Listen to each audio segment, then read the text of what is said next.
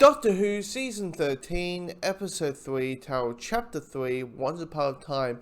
And this episode I found was good. I thought it was a good episode. Didn't thought it was fantastic, but I found I'm enjoying the Flux story that they've been telling so far. We're at the halfway point. We've got 3 episodes left until this story gets wrapped up. But here's the thing about it. This is an episode that made me have concerns. And that is, like, one of the complaints that people had with the first episode of this season was it was having so much that there was worry that in 6 episodes that it wouldn't be enough to flesh it out, doesn't feel worse, it doesn't feel overpacked. And I was like, you know what, it's a setup, it'll be okay, it'll be good. In this episode, we are introduced to a brand new character named Baz. And Baz, without hitting spoilers, has some connection to one of the 4 characters, right? One of the main 4 characters. And adding another character with a whole new backstory and a whole new set of characters and so all the stuff that adds onto a new character to a story, and we're halfway through it, there's a little bit of concern that, okay, now you're chewing a little bit too much.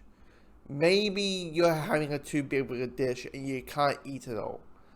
Because, yes, this character has some connection to another character, one of our main characters, yes. But it just feels it's juggling too much. Because in this episode, and it could easily just be like, hey, we don't have much to tell in this episode. It's okay, the Doctor and the companions are stuck in a storm of time. So you have the companions and the Doctor kind of getting stuck in different points of their timeline, of the history, the future, the past. And for the Doctor's situation, her actual past that she doesn't know about. And for me, that was the most intriguing part. I think just naturally we want answers about the Time's Child. What the hell is Joe Martin's Doctor? How is this going to be resolved? Like, these are the questions that we are looking for.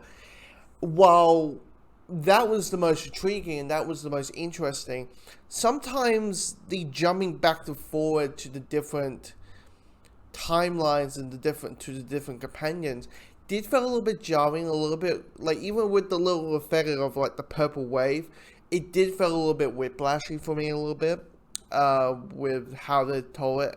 Clearly this is meant to be the We Won't Be Timey, Wimey episode, but maybe it's maybe if they just shuffle the order of the scenes a little bit more better, a little bit more tighter, it would have that more fluent pace and have a sense of, like, okay, this is happening, okay, all that kind of stuff.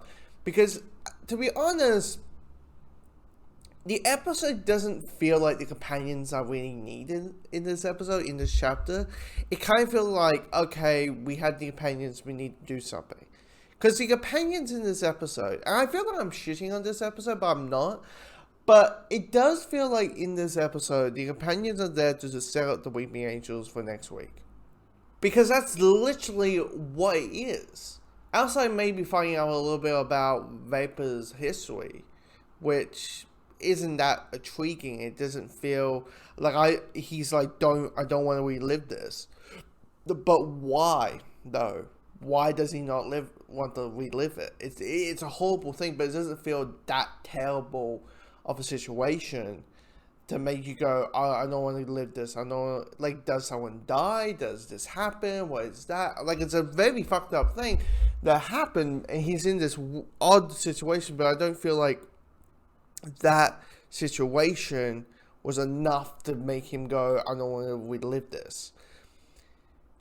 But the interesting stuff is with the Doctor. The interesting stuff is seeing the history that the Doctor and Swarm and Vera have.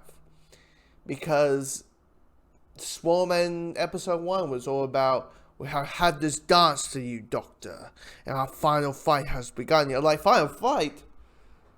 Dude, are you some, like, classic villain that Chibnall liked back in the day and we're going to bring you back? Or are you some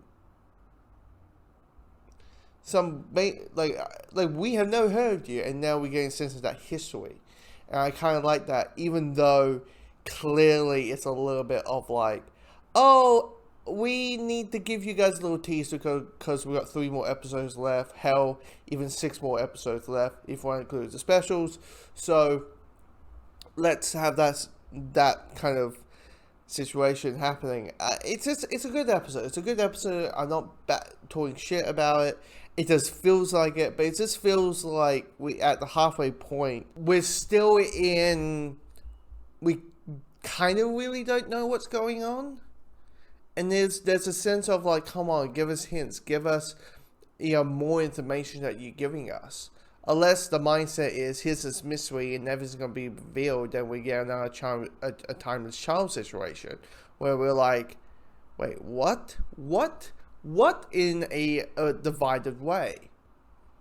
And it's like, hopefully, like, the Weeping Angels is there next week to just be, hey, the Weeping Angel episode and the Satan episode is a way to have our cake and eat it too. If you want the classic serialized, here's the good guys, here's the bad guys, the Doctor needs to save the world in a situation with a classic Doctor Who villain, here you go.